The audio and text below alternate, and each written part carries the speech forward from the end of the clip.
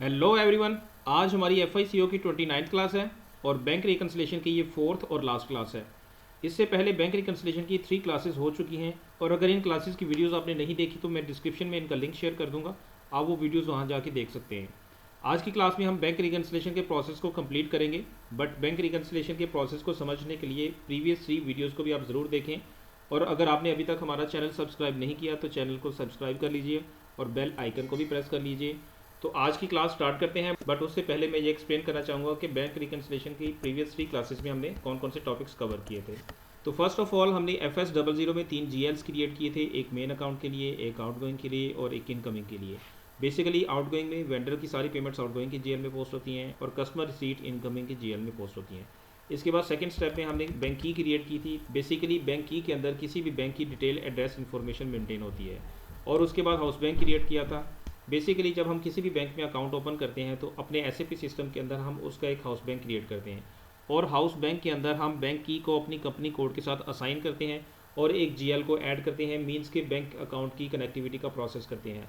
अब ये अकाउंट की कनेक्टिविटी का प्रोसेस S/4HANA में और ECC में दोनों में डिफरेंट है। मैंने अपनी एक प्रीवियस क्लास 27 में दोनों का डिफरेंस भी एक्सप्लेन किया है कि ECC में और S/4HANA में अकाउंट की कनेक्टिविटी किस तरीके से होती है।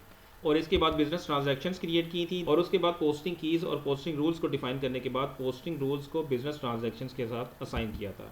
और फाइनली जो लास्ट क्लास में हमने स्टेप परफॉर्म किया था वो मैनुअल बैंक स्टेटमेंट के लिए एक वेरिएंट डिफाइन किया था और इस वेरिएंट को हम BRS की एग्जीक्यूशन में यूज़ करेंगे। तो आज की क्लास में हम सबसे पहले कस्टमर और वेंडर की इनवॉइसेस पोस्ट करेंगे और फिर उन इनवॉइसेस की पेमेंट्स इनकमिंग और आउटगोइंग के GLs को यूज़ करते हुए करेंगे और फिर इन पेमेंट्स को आगे बैंक रिकन्सिलेशन के प्रोसेस में यूज़ करते हुए BRS को एग्जीक्यूट करेंगे। तो फर्स्टली मैं वेंडर और कस्टमर की इनवॉइस पोस्ट करता हूँ। तो उसके लिए SAP की स्क्रीन पे आते हैं। कस्टमर इनवॉइस के लिए हम सबसे पहले FB70 का T कोड यूज़ करेंगे। अब यहाँ पे फर्स्ट ऑफ ऑल हम यहाँ पे कस्टमर सेलेक्ट करेंगे।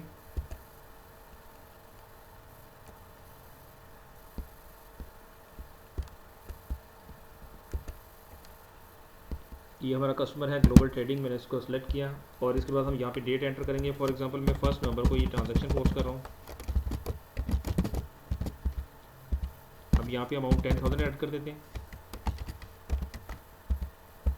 और यहाँ पे टेक्स्ट आ जाएगा।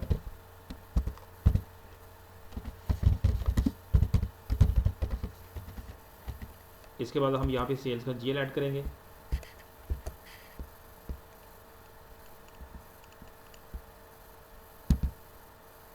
और यहाँ पे स्टैरिक लगाएंगे। यहाँ पे सिस्टम ऑटोमेटिकली अमाउंट उठाएगा। इसके बाद यहाँ पे भी हम टेक्स्ट ऐड कर सकते हैं, कस्टमर इनवॉइस, और यहाँ से डॉक्यूमेंट को सिमुलेट करेंगे। अभी हमारी एंट्री है जिसमें कस्टमर डेबिट और सेल्स क्रेडिट और ये मैं इसको सेव कर देता हूँ। इसके बाद हम एक और एंट्री पोस्ट करते हैं इसी कस्टमर में और इसकी हम डेट 2 नवंबर रखेंगे। इसके बाद यहाँ पे हम अमाउंट 15,000 ऐड कर लेंगे और यहाँ पे टेक्स्ट आ जाएगा। इसके बाद यहाँ पे सेल का GL आएगा, यहाँ पे स्टैरिक और यहाँ पे अगेन टेक्स्ट आ जाएगा कस्टमर इनवॉइस। यहाँ से डॉक्यूमेंट सिमुलेट करेंगे और ये एंट्री है कस्टमर डेबिट सेल्स क्रेडिट 15,000 से ये एंट्री हम पोस्ट कर रहे हैं। मैं इसको सेव कर देता हूँ यहाँ से। अब ये हमारी 2 एंट्रीज पोस्ट हो गई हैं, 2 इनवॉइसेस हमारी पोस्ट हो चुकी हैं। अब इसके बाद हम वेंडर इनवॉइस पोस्ट करते हैं और उसके लिए हम FB60 की T कोड पे आते हैं। FB60 यहाँ पे हम सबसे पहले अपना वेंडर सेलेक्ट करेंगे।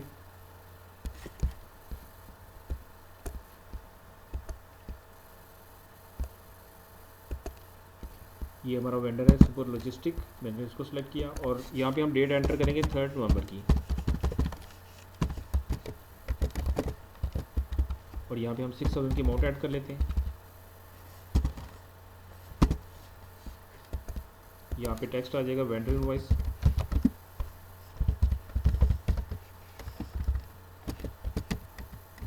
और यहाँ पे हम परचेज का GL सेलेक्ट करेंगे जो कि डेबिट होगा।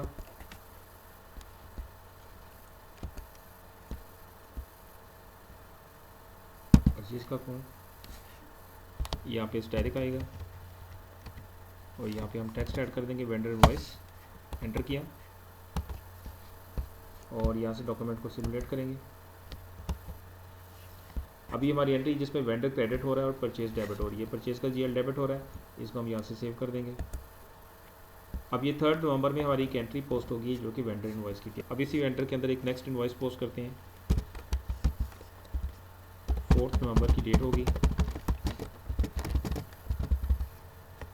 और अमाउंट हम यहाँ पे ऐड कर लेते हैं 8,000 की। टेक्स्ट आ जाएगा वेंडर इनवॉइस, परचेज का जीएल सेलेक्ट करेंगे और यहाँ पे स्टैरिक, यहाँ पे टेक्स्ट आ जाएगा, एंटर किया और यहाँ से सिमुलेट किया। अब ये हमारी एंट्री है जिसमें परचेज का जीएल डेबिट हो रहा है और वेंडर का अकाउंट क्रेडिट हो रहा है। 8,000 की एंट्री है। अब इसको मैं यहाँ से सेव कर दूँगा।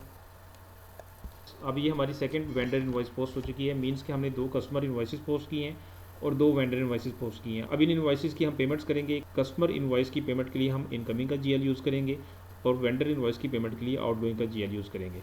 अब हम कस्टमर और वेंडर की पेमेंट्स पोस्ट करने से पहले कस्टमर और वेंडर की लाइन आइटम्स जो कि हमने इनवॉइसेस पोस्ट किए हैं उनकी लाइन आइटम्स को व्यू करते हैं। तो कस्टमर के लिए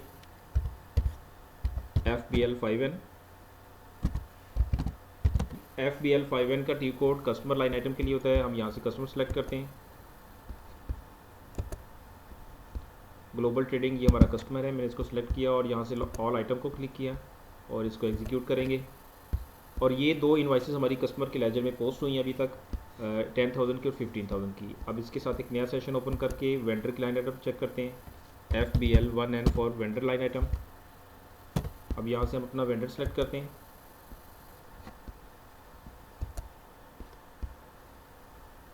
ये सुपर लॉजिस्टिक हमारा वेंडर था और यहाँ पे ऑल आइटम को क्लिक किया और एग्जीक्यूट किया। और यहाँ पे भी 2 इनवॉइसेस पोस्ट हैं 6,000 की और 8,000 की। ये वो इनवॉइसेस हैं जो कि हमने वेंडर के लिए और कस्टमर के लिए पोस्ट की थी। अब इन्हीं इनवॉइसेस के अगेंस्ट हम इनकी पेमेंट्स प्रोसेस करेंगे और उसके लिए हम इनकमिंग का जीएल यूज़ करते हुए पहले कस्टमर की पेमेंट्स पोस्ट करेंगे और उसके बाद आउटगोइंग का जीएल यूज़ करते हुए वेंडर की पेमेंट्स को पोस्ट करेंगे। बट उससे पहले हम एक्सेल के अंदर इन सारी एंट्रीज़ को डिफाइन कर लेते हैं। तो उसके लिए हम एक्सेल पे आते हैं।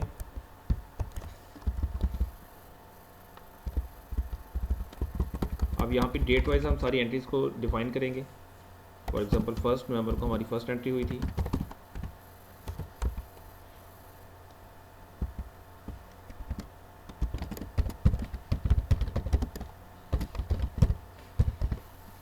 फर्स्ट नवंबर को कस्टमर रिसीट की एंट्री होती है 10,000 की और उसके बाद 2 नवंबर पे आते हैं। 2 नवंबर को भी कस्टमर रिसीट आती है 15,000। इसके बाद 3 नवंबर में वेंडर पेमेंट होगी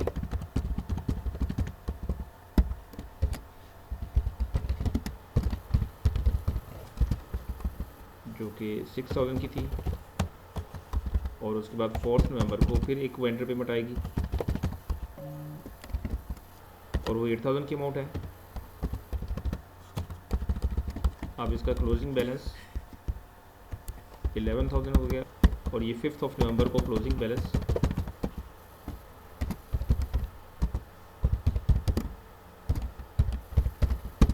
11,000 का हो गया। अब ये वो ट्रांजैक्शंस हैं जो हमने अपने सिस्टम के अंदर SAP के अंदर पोस्ट करनी है। तो उसके लिए हम SAP की स्क्रीन पे आते हैं और यहाँ पे सबसे पहले हम FS00 में अपने GLs को व्यू करेंगे, इनकमिंग, आउटगोइंग और मेन के GL। और यहाँ पे एसेट के फोल्डर में आएंगे।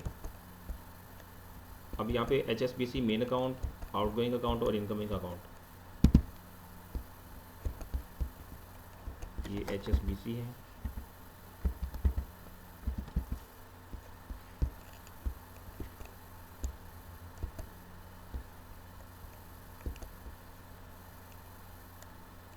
अब इन GLs के अंदर हम अपने हाउस बैंक को लिंक करेंगे। जो हाउस बैंक और अकाउंट आईडी हमने HSBC बैंक के लिए क्रिएट किया था उसको हम यहाँ पे लिंक करेंगे इन GLs के अंदर। ये HSBC का हाउस बैंक है और उसके बाद यहाँ पे अकाउंट आईडी आएगा और इसके बाद इसको सेव कर देंगे। इसके बाद नेक्स्ट आउटगोइंग के GL में आएंगे। यहाँ पे भी HSBC का हाउस बैंक लिंक करेंगे। ये HSBC का हाउस बैंक था और इसके बाद अकाउंट आईडी सेलेक्ट करेंगे। इसके बाद इसको भी सेव करेंगे और थर्ड GL है इनकमिंग का, इसको क्लिक किया और यहाँ पे भी हाउस बैंक को लिंक करेंगे, HSBC का जो हाउस बैंक था, और इसके बाद अकाउंट आईडी को लिंक करेंगे। अब ये तीनों GLs में हाउस बैंक और अकाउंट आईडीज़ को हमने लिंक कर दिया। अब इसके बाद वापस आते हैं यहाँ से। अब इसके बाद हम कस्टमर की इनवॉइसेस की पेमेंट प्रोसेस करेंगे। जो कस्टमर की इनवॉइसेस हमने पोस्ट की थी उनकी पेमेंट्स हम प्रोसेस करेंगे और उसके लिए टी कोड होता है F-28। और फर्स्ट ट्रांजैक्शन हम 1 नवंबर में पोस्ट करेंगे। उसके बाद यहाँ पे बैंक का जीएल सेलेक्ट करेंगे और यहाँ पे इनकमिंग का जीएल सेलेक्ट करेंगे, क्योंकि हम कस्टमर से पेमेंट रिसीव कर रहे हैं तो ये इनकमिंग की जीएल में आएगी।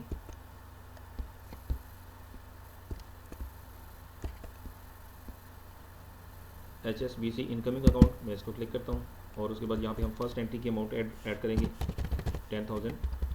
यहाँ पे वैल्यू डेट आएगी और यहाँ पे टेक्स्ट आ जाएगा।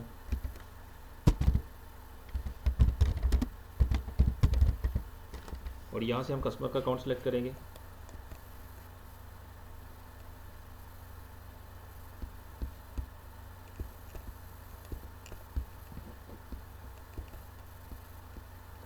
ये हमारा कस्टमर है ग्लोबल ट्रेडिंग, इसको क्लिक किया और उसके बाद एंटर करेंगे। अभी हमारी फर्स्ट एंट्री है 10,000 की, हम इसको सेलेक्ट करते हैं और इसको यहाँ से सेव कर देंगे। ये कस्टमर की फर्स्ट इनवॉइस की पेमेंट हमने रिसीव कर ली है और इसकी एंट्री पोस्ट हो गई है। अब हम कस्टमर की सेकंड इनवॉइस की पेमेंट रिसीव करते हैं तो उसके लिए दोबारा एंट्री प्रोसेस करते हैं। अब ये एंट्री हमारी 2 नवंबर में होगी। यहाँ से अगेन बैंक का जीएल सेलेक्ट करेंगे, इनकमिंग का जीएल यहाँ पे आएगा। HSBC बैंक इनकमिंग अकाउंट, मैंने इसको क्लिक किया और उसके बाद नेक्स्ट अमाउंट हमारी थी 15,000 की कस्टमर रिसीट की। यहाँ पे वैल्यू डेट आ जाएगी, यहाँ पे टेक्स्ट आ जाएगा और यहाँ पे अगेन हम कस्टमर का अकाउंट सेलेक्ट करेंगे। ये कस्टमर है ग्लोबल ट्रेडिंग, मैंने इसको क्लिक किया और उसके बाद एंटर किया और ये एंट्री हमारी 15,000 की है। इसको मैं यहाँ से सेव कर देता हूँ। अब ये कस्टमर की सेकेंड इनवॉइस की पेमेंट भी रिसीव हो गई है। अब हम कस्टमर की लाइन आइटम को व्यू करते हैं तो उसके लिए हम FBL 5N में आएंगे। FBL 5N for customer line item, यहाँ से हम कस्टमर का कोड सेलेक्ट करेंगे, ग्लोबल ट्रेडिंग, ये क्लिक किया, ऑल आइटम को क्लिक किया, एग्जीक्यूट किया और ये ट्रांजैक्शंस हमारी देखें जो पहले रेड आइटम में आ रही थी 15,000 की और 10,000 की, अब वो ग्रीन हो गई हैं और प्रोसेस हो गई हैं, मीन्स के उनकी पेमेंट रिसीव हो चुकी है। अब ये हमारी दोनों इनवॉइसेस क्लियर हो गई हैं। अब सिमिलरली हम वेंडर की दोनों इनवॉइसेस की पेमेंट प्रोसेस करते हैं और उनकी एंट्रीज़ के लिए आउटगोइंग का जीएल यूज़ करेंगे। तो उसके लिए हम एक नया सेशन ओपन करते हैं। वेंडर की पेमेंट के लिए F-53 का टी कोड होता है। अब वेंडर की फ़र्स्ट पेमेंट हम 3 नवंबर में करेंगे। यहाँ से आउटगोइंग का जीएल सेलेक्ट करेंगे, HSBC बैंक आउटगोइंग का जीएल। ये HSBC आउटगोइंग अकाउंट सेलेक्ट किया और उसके बाद अमाउंट आएगी, अमाउंट 6,000 की है। यहाँ पे वैल्यू डेट आ जाएगी और यहाँ पे टेक्स्ट आ जाएगा।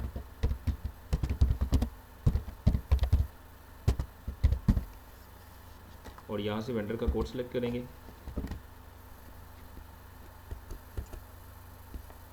वेंडर है सुपर लॉजिस्टिक, मैंने इसको सेलेक्ट किया और उसके बाद एंटर किया। अब यहाँ से 6,000 की एंट्री को सेलेक्ट करेंगे। ये हमारा बैलेंस इक्वल हो गया, एंटर्ड अमाउंट और असाइंड अमाउंट इक्वल हो गया और इसको सेव कर देता हूँ। ये हमारी वेंडर की फर्स्ट पेमेंट प्रोसेस होगी। अब इसके बाद सेकंड एंट्री करते हैं। सेकंड एंट्री के लिए हम 4 नवंबर की डेट सेलेक्ट करेंगे।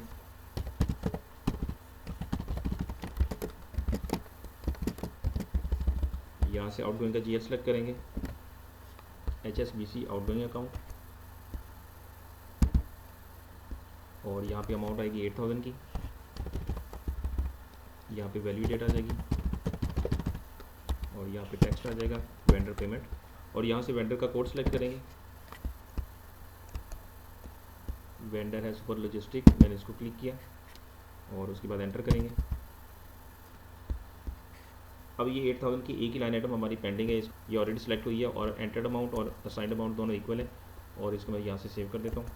अब ये वेंडर की भी दोनों पेमेंट्स प्रोसेस हो गई हैं। अब इसके लिए हम वेंडर की लाइन आइटम चेक करते हैं तो उसके लिए हम FBL 1N में आएंगे। यहाँ से हम वेंडर का कोड सेलेक्ट करेंगे, सुपर लॉजिस्टिक का वेंडर है, इसको क्लिक किया और यहाँ पे ऑल आइटम को क्लिक किया, एग्जीक्यूट किया यहाँ से।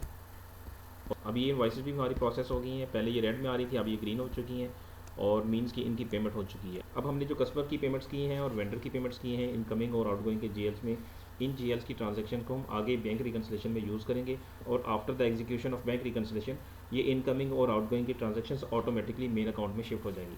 अब इसके बाद हम इनकमिंग, आउटगोइंग और मेन बैंक अकाउंट की जीएल्स की लाइन आइटम को व्यू करते हैं। तो उसके लिए हम FBL 3N पे आते हैं।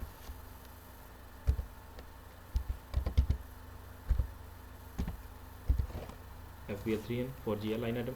यहाँ से हम बैंक का GL सेलेक्ट करेंगे। फर्स्ट ऑफ ऑल मेन का अकाउंट सेलेक्ट करते हैं, HSBC मेन अकाउंट, और उसके बाद 101022। ये तीनों GL सेलेक्ट हो गए, इनकमिंग, आउटगोइंग और मेन के। अब यहाँ से इसको ऑल आइटम क्लिक करके इसको एग्जीक्यूट करते हैं। अब यहाँ देखिए हमारी 2 ट्रांजैक्शंस आउटगोइंग के GL में पड़ी हैं और 2 ट्रांजैक्शंस इनकमिंग के GL में पड़ी हैं। ये वो पेमेंट्स हैं जो कि हमने इनवॉइसेस के अगेंस्ट प्रोसेस की हैं। अब यहाँ पे मेन के अकाउंट में कोई ट्रांजैक्शन यहाँ पे सिस्टम में शो नहीं हो रही, मीन्स कि अभी तक मेन के अंदर कोई ट्रांजैक्शन पोस्ट नहीं हुई। अभी तक सिर्फ आउटगोइंग के GL में और इनकमिंग के GL में ट्रांजैक्शन पोस्ट हुई है। ये आउटगोइंग का GL था, HSBC आउटगोइंग अकाउंट, जिसमें 6000 की और 8000 की ट्रांजैक्शन पोस्ट हुई है। ये वेंडर पेमेंट्स थी और वेंडर पेमेंट्स के लिए हमने आउटगोइंग का GL यूज़ किया था, और इसके साथ जब कस्टमर की पेमेंट्स प्रोसेस की थी तो उसके लिए हमने इनकमिंग का अकाउंट यूज़ किया था, और ये इनकमिंग के अकाउंट के अंदर दोनों पेमेंट्स पोस्ट हो चुकी हैं। अब इन पेमेंट्स की हम BRS एग्जीक्यूट करेंगे, तो उसके लिए हम T-कोड FF67 पे आते हैं। मैं एक नया सेशन ओपन करता हूँ, FF67 for BRS process manual bank statement. अब यहाँ पे हम सबसे पहले अपना वेरिएंट सेलेक्ट करेंगे, जो कि प्रोसेस मैनुअल बैंक स्टेटमेंट के लिए हमने एक वेरिएंट डिफाइन किया था। तो उसके लिए हम सेटिंग पे आते हैं, स्पेसिफिकेशन, और यहाँ से हमारा वेरिएंट पहले से सिलेक्ट है, बट मैं आपको एक दफ़ा इसको व्यू करवाता हूँ। इसको क्लिक करते हैं, और ये वो वेरिएंट है UTCL जो हमने अपनी कंपनी कोड के लिए डिफाइन किया था, और ये वेरिएंट हम यहाँ पे सिलेक्ट करेंगे और इसके बाद इसको क्लिक करेंगे। अब ये वेरिएंट हमारा सेलेक्ट हो चुका है। इसके बाद हम बैंक की यहाँ पे ऐड करेंगे, और उसके बाद बैंक अकाउंट, करेंसी और बाकी चीज़ें मेंटेन करने के बाद इसको प्रोसेस करेंगे। और यहाँ पे बैंक की हम वो सेलेक्ट करेंगे जो हमने HSBC बैंक के लिए बैंक की डिफाइन की थी, और उसके बाद बैंक का अकाउंट, इसके लिए हम उसका हाउस बैंक ओपन करते हैं, FI12 फॉर हाउस बैंक, और यहाँ से अपना कंपनी कोड सेलेक्ट करेंगे। इसके बाद हाउस बैंक को क्लिक करेंगे, और यहाँ पे हमारा हाउस बैंक था HSBC बैंक। मैं इसको सेलेक्ट करता हूँ और बैंक अकाउंट को क्लिक करता हूँ, और ये सारी हमारी हाउस बैंक की और बैंकिंग इन्फॉर्मेशन यहाँ पे मेंटेन है। इसमें हमारी जो बैंक की थी वो ये वाली थी।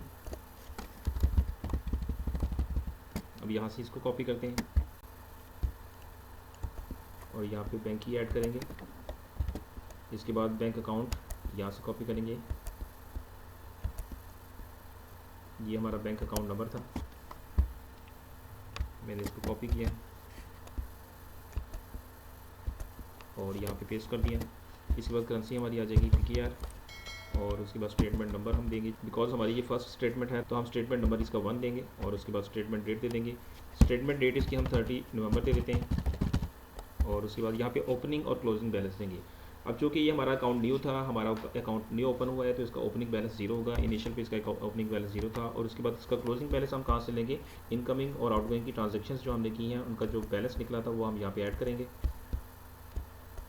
अब यहाँ पे जो ये क्लोजिंग बैलेंस 11,000 का, जो कि हमने एक्सेल के अंदर भी मेंटेन किया था, इनकमिंग और आउटगोइंग की ट्रांजेक्शन्स को, इनकमिंग और आउटगोइंग की ट्रांजेक्शन्स का नेट जो हमने निकाला था बैलेंस, वो हमारा 11,000 था क्लोजिंग बैलेंस। तो SAP के अंदर भी 11,000 आ रहा है, तो यही बैलेंस हम वहाँ पे ऐड करेंगे। उसके लिए हम यहाँ पे 11,000 का बैलेंस ऐड करेंगे। अब ये सारी इन्फॉर्मेशन इन करने के बाद हम एंटर प्रेस करेंगे। अब यहाँ पे हम बिजनेस ट्रांजैक्शन यूज़ करेंगे, जो कि इनकमिंग और आउटगोइंग के लिए हमने डिफाइन की थी। अब इन बिजनेस ट्रांजैक्शंस को यूज़ करते हुए हम कस्टमर और वेंडर की पेमेंट्स को यहाँ पे पोस्ट करेंगे, और ये वो ट्रांजैक्शंस होंगी जो कि बैंक स्टेटमेंट के अंदर रिफ्लेक्ट हुई हैं। तो उसके लिए हम जो ट्रांजैक्शन यहाँ पे फीड करेंगे उनको हम यहाँ से लाइन आइटम से देख लेते हैं। अब ये 2 पेमेंट्स कस्टमर की हैं, 2 वेंडर की हैं। ये सारी एंट्रीज हम डेट वाइज करेंगे, तो 1 नवंबर से स्टार्ट करते हैं। 1 नवंबर को कस्टमर रिसीट आई थी, तो ये इनकमिंग की पेमेंट है, तो इनकमिंग की बिजनेस ट्रांजैक्शन हम यूज़ करेंगे। इनकमिंग की बिजनेस ट्रांजैक्शन हमने S002 के कोड से डिफाइन की थी, उसको यहाँ से सर्च करते हैं S002, और ये इनकमिंग की बिजनेस ट्रांजैक्शन है, प्लस साइन के साथ है। मैं इसको क्लिक करता हूँ। इसके बाद 1 नवंबर की डेट ऐड करेंगे, और यहाँ पे अमाउंट आएगी 10,000 की अमाउंट थी, और उसके बाद नेक्स्ट फील्ड में हम डॉक्यूमेंट नंबर देंगे, और ये डॉक्यूमेंट नंबर वही होगा जो हमारा SAP के अंदर पोस्ट हुआ है, और ये है 14 का 29। मैं इसको यहाँ से कॉपी करता हूँ,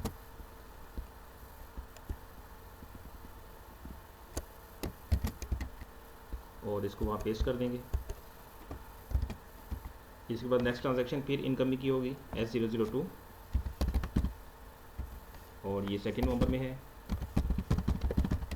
और ये अमाउंट थी 15,000 की। डॉक्यूमेंट नंबर इसका था 14 का 30, तो मैं इसको कॉपी करता हूँ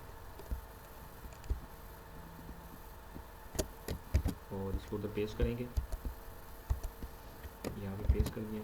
और नेक्स्ट ट्रांजैक्शन जो है वो आउटगोइंग की है, तो उसके लिए बिजनेस ट्रांजैक्शन S001 सेलेक्ट करते हैं, उसको यहाँ से सर्च करते हैं।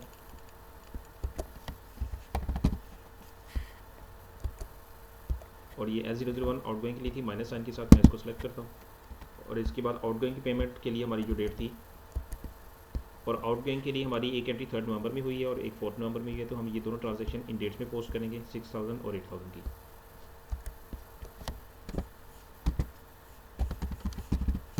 नवंबर की डेट आएगी, अमाउंट 6,000, ये माइनस साइन के साथ आएगी बिकॉज ये आउटगोइंग पेमेंट है, तो इसको हम माइनस साइन के साथ यूज़ करेंगे।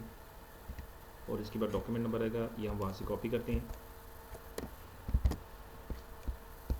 ये 15 का 44 डॉक्यूमेंट नंबर, मैं इसको कॉपी करता हूँ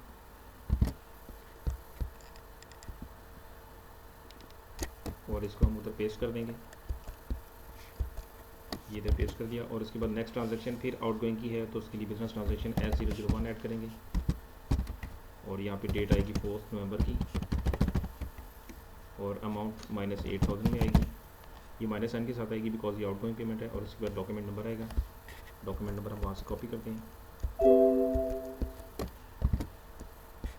ये 15 का 45 डॉक्यूमेंट नंबर मैं यहाँ से कॉपी कर रहा हूँ,